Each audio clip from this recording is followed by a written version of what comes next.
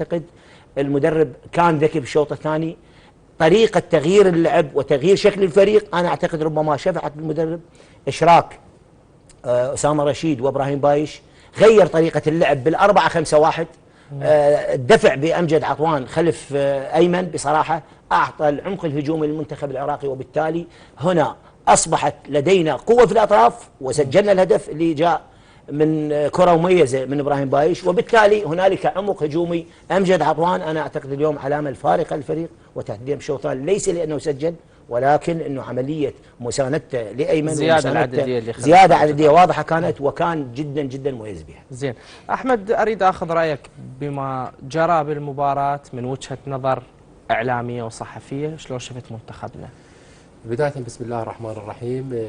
يعني الفريق العراقي نحب نقول له مبروك على هذا الفوز. نعم.